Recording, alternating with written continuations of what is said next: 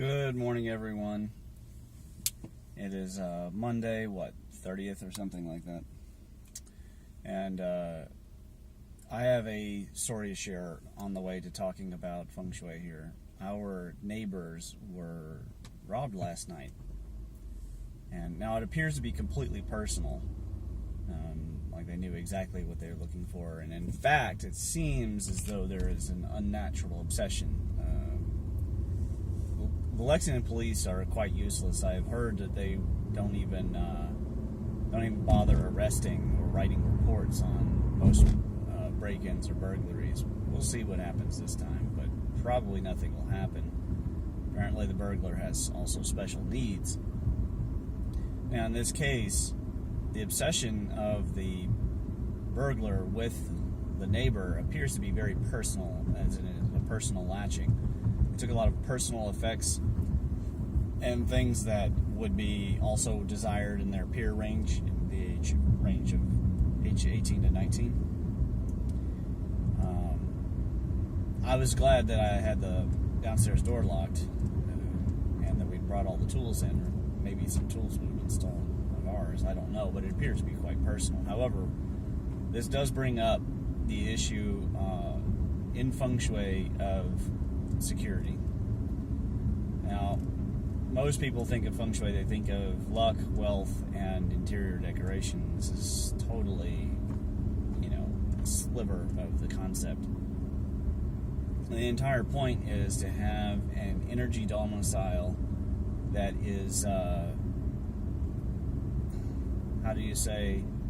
dissuasive energetically to incursions by the hand of evil. Now, this hand of evil appears to be rather more personal and less threatening. No one was harmed. They wouldn't even wake. Even the dogs didn't wake up. But it was obviously when somebody reaches into your personal space.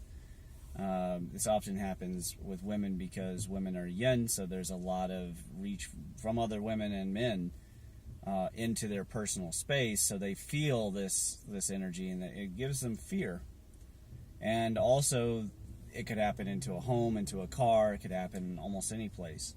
When these kinds of moments cycle around in the changes, you have to start considering again your personal security. Now, the last one of these cycles that came through, I was on about computer security. I don't know if you remember that video, but I did a number of things for computer security, installing VPN software, anti-rootkit, anti-malware, stepping up the antivirus, looking for all sorts of incursions into the system, because malware and ransomware are getting pretty bad. In fact, I have a patient who owns practice in chiropractic, etc., in another city somewhere, eastern Kentucky, and they had ransomware attack, and they just had to give it up. They couldn't afford the ransom.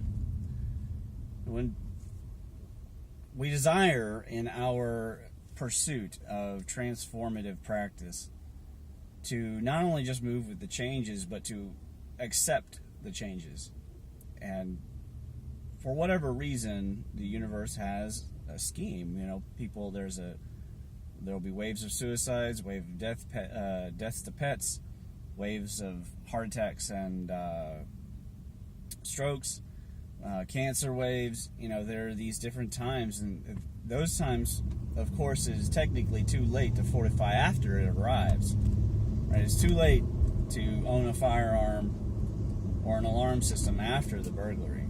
But we try to learn, as humans, we just don't learn very well until something happens to us. We procrastinate. And so we try to get ahead of things if possible. And it may be that you can't plan for everything, because chaos is chaos. That's the whole point of chaos, is that it's this external force upon our world, upon our lives. It could be while I'm making this video, that truck right there could just pop on over. There's no predicting that kind of thing. There's only preventative energy matrices. So there's a way to pass a car that doesn't induce them to come into your lane. There's a way to pass a car which can actually induce people into a lull. It's usually passing too slow. I think most of you know this about getting into people's blind spots. But I've found that there's a way to drive which sort of creates a bow shock in front of you, and it pushes things away, and it dissuades a lot of bad things, because people start thinking about the risks that they want to take when you're moving just that right speed faster than they're willing to risk. Now, not so fast that you're, of course, risking everyone else and somebody's going to, or the cops are going to get you. Now, how do you do that with a house, right? Because the house isn't moving. Well, there's all the typical tricks, but these people, my neighbors, they own firearms. They have dogs. Would an alarm system work? I don't know. The big issue here is that a long time ago, and this is a Feng Shui faux pas, you see the foundation upon which a house is built, especially here in Kentucky, there's like a whole series of either cinder blocks or bricks on the exterior. And our neighbor cut a hole into that a long time ago, and actually incurred some issues then too, which probably should have been like a warning flag or warning you, that the energy matrix was not going to be beneficial. So now you have this hole, and that's where the burglar entered in. It was left unlocked, and they got in that way.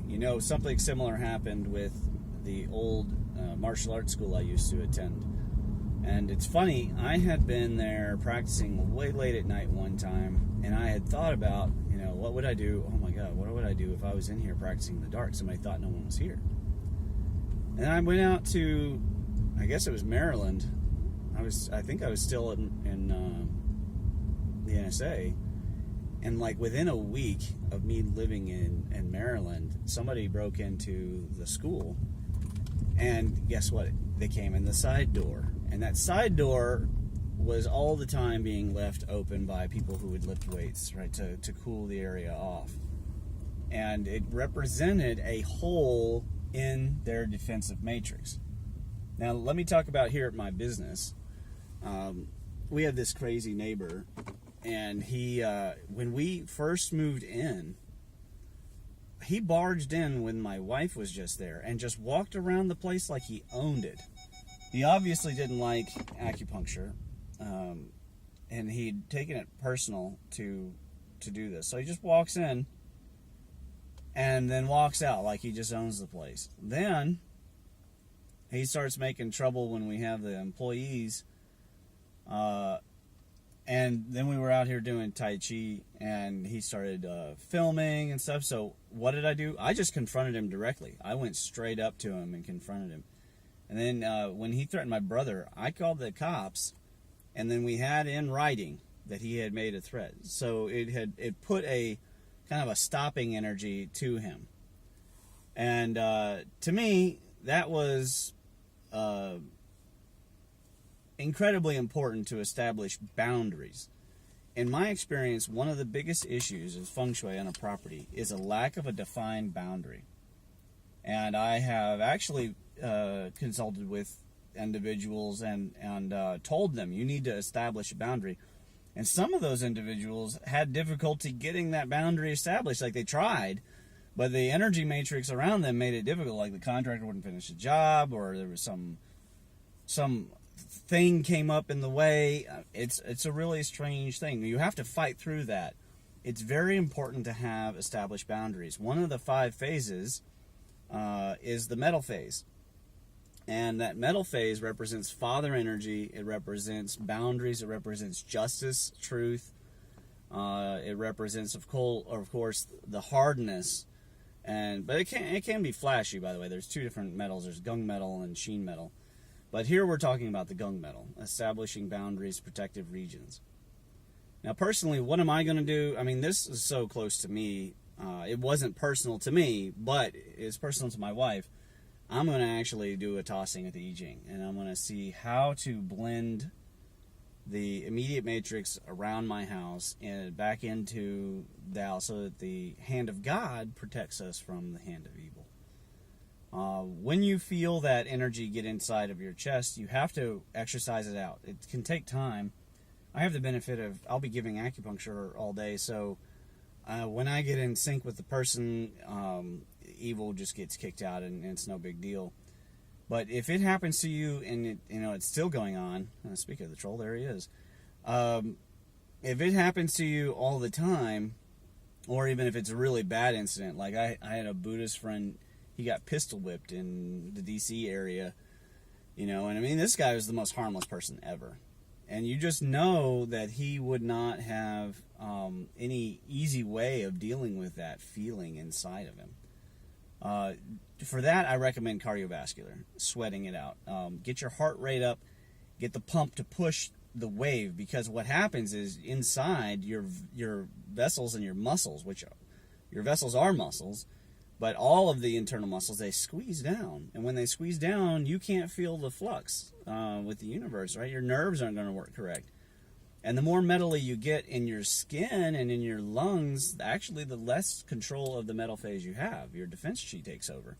And when your defense chi takes over, of course, you're going to get all sorts of negative effects, because you might have a fight with a spouse, or you might have that wouldn't have happened if you weren't extra defensive, or you might have a situation, a run-in in public.